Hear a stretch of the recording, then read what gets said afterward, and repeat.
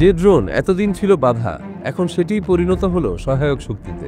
বলা হচ্ছে গাজার অবরোধ ভাঙতে এগিয়ে চলা আন্তর্জাতিক নৌবহর গ্লোবাল সুমুদ ফ্লোটিলার কথা।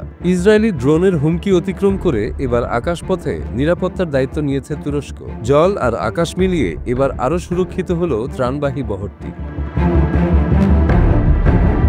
ড্রোনগুলো ফ্লোটিলাকে ঘিরে বৃত্তাকারভাবে উড়ে পাহারা দিচ্ছে। এগুলো ঘন্টার পর ঘন্টা আকাশে টিকে থাকতে পারে। একটি ড্রোনের শক্তি শেষ হলে আরেকটি সেই শূন্যস্থান পূরণ করছে। ধারণা করা হচ্ছে তুরস্ক থেকে পাঠানো এসব ড্রোন টিআই আনকা মডেলের, যেগুলো 24 ঘন্টারও বেশি সময় একটানা উড়তে সক্ষম। আর এর উন্নত সংস্করণ আনকা এস টানা 30 ঘন্টা পর্যন্ত আকাশে টিকে থেকে প্রায় 30,000 ফুট উচ্চতায় নজরদারি চালাতে পারে। ফলে এবার ফ্লোটিলার সামনে নিরাপত্তার এক নতুন ঢাল তৈরি হলো। ইতালির সিসিলি দ্বীপের কাতানিয়া শহরের সান জিওভানি কুতি বন্দর থেকে সর্বশেষ যাত্রা শুরু করে ফ্লোটিলার সহযোগী জাহাজগুলো। গণমাধ্যম জানায় সেখান থেকে ছেড়েছে অন্তত 10টি নৌযান, যেগুলোতে ছিলেন 20টি দেশের 70 জন যাত্রী। তাদের মধ্যে 9 জন ইউরোপ ও যুক্তরাষ্ট্রের সংসদ সদস্যও ছিলেন। এই নৌযানগুলো মূলত ফ্লোটিলার সহযোগী হিসেবে মানবিক সহায়তা অভিযানে সামিল হয়েছে। ইতালি ও স্পেনের পাঠানো যুদ্ধজাহাজ ইতোমধ্যেই বহরের নিরাপত্তা জোরদার করেছে। তারা শুধু পাহারাই নয়, প্রয়োজনে উদ্ধার অভিযান পরিচালনার প্রস্তুতিও নিয়েছে।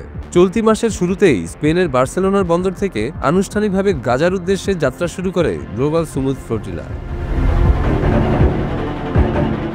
এর আগেও একাধিকবার গাজায় পৌঁছাতে ব্যর্থ হয়েছে ফ্লোটিলা। ইসরায়েলি বাধায় সর্বশেষ 4টি মিশন ব্যর্থ হয়। এবার পঞ্চম প্রচেষ্টায় 50টিরও বেশি নৌযান যুক্ত হয়েছে বহরে। অংশ নিচ্ছেন সুইডিশ জলবায়ু কর্মী সহ বিশ্বের অন্তত 45 দেশের মানবাধিকার কর্মীরা, যারা ইসরায়েলের অবরোধ ভেঙে দুর্ভিক্ষ পীড়িত গাজায় খাদ্য, ঔষধ ও চিকিৎসা সামগ্রী পৌঁছে দিতে দৃঢ় সংকল্পবদ্ধ। তবে ইসরায়েল স্পষ্ট জানিয়েছে তারা কোনোভাবেই এই নৌযানগুলোকে গাজায় পৌঁছাতে দেবে না। দেশটির পররাষ্ট্র মন্ত্রণালয় ফ্লোটিলাকে জিহাদি বহর বলে অভিহিত করেছে এবং সরাসরি হামাসের সঙ্গে সংশ্লিষ্ট বলেও দাবি করেছে।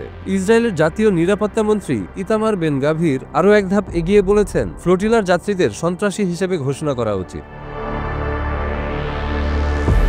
এর আগেও গাজায় মানবিক সহায়তা পৌঁছাতে গিয়ে বড় ঝুঁকির মুখোমুখি হয়েছেন কর্মীরা। গত জানুয়ারিতে পরিবেশ কর্মী গ্রেটা থুনবার্গ ও তার সহকর্মীরা ত্রাণবাহী জাহাজে ছিলেন, যেটি আটক করে ইসরায়েলি বাহিনী। একাধিকবার গাজামুখী জাহাজে হামলার ঘটনাও ঘটেছে। আন্তর্জাতিক মানবাধিকার সংস্থাগুলো বলছে, মূলত গাজার অভুক্ত মানুষদের জন্য ত্রাণ প্রবেশে ইসরায়েল বাধা দিচ্ছে, যা আন্তর্জাতিক আইনের স্পষ্ট লঙ্ঘন। ফ্লোটিলার সদস্যরা বারবার বলছেন, এই যাত্রা শুধু মানবিক সহায়তা নয়, একটি রাজনৈতিক বার্তাও। তাদের দাবি, গাজার অবরোধ মানবতার বিরুদ্ধে অপরাধ এবং এটিকে ভাঙতেই হবে। ইউরোপ, আমেরিকা ও মধ্যপ্রাচ্যের নানা দেশের নাগরিকরা একত্রিত হয়ে দখলদারিত্বের বিরুদ্ধে এই অভিযানে অংশ নিয়েছেন।